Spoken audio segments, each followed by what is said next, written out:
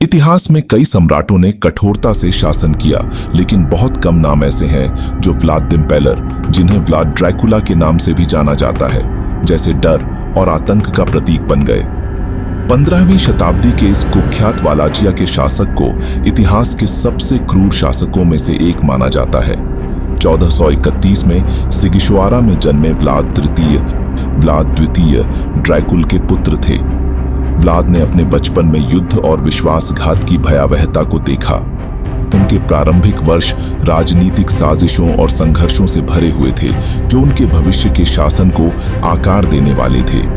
लेकिन व्लाद को अन्य शासकों से अलग करने वाली बात सिर्फ उनके युद्ध में कठोरता नहीं थी, बल्कि उनका पसंदीदा दंड का तरीका इम्पेलमेंट था।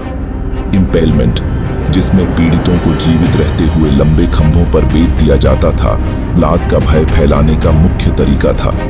उनके शिकार केवल दुश्मन और अपराधी ही नहीं थे, बल्कि वे निर्दोष भी थे, जिन्हें उन्होंने खतरा माना या जिन्हें एक भयानक चेतावनी के रूप में इस्तेमाल किया। कुछ पुस्तकों के अनुसार उनके शासनकाल के दौरान हजारों लोगों ने इस दर्दनाक अंत को देखा।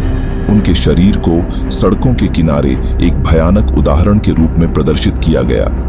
व्लाद का शासन ऑटोमन साम्राज्य के खिलाफ उनके निर्दयी संघर्ष द्वारा परिभाषित किया गया था। वालाचिया की रक्षा में उन्होंने क्रूर रणनीतियों का सहारा लिया और भय को अपना हथियार बना लिया। 1462 में सुल्तान महमद द्वितीय की सेनाओं के खिलाफ उनका कुख्यात रात का हमला इसका प्रमुख उदाहरण है।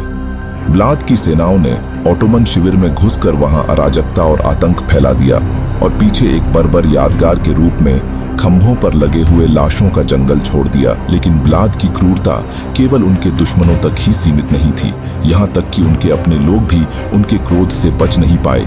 उन्होंने रईसों, व्यापारियों और किसानों को भी मार डाला, अक्सर छोटे अपराधों के लिए या अपनी सत्ता को मजबूत करने के प्रयास में। उनके अप्रत्याशित और हिंसक शासन ने उन्हें उनके प्रजाजनों के बीच भय और घृणा का पात्र बना दिया। उनकी क्रूर तरीकों के बावजूद कुछ लोग व्लाद को ऑटोमन्स के खिलाफ उनके प्रतिरोध और वालाचिया की स्वतंत्रता बनाए रखने के प्रयासों के लिए राष्ट्रीय नायक मानते हैं। फिर भी इतिहास उन्हें सबसे क्रूर और निर्दयी शासकों में से एक के रूप में याद करता है।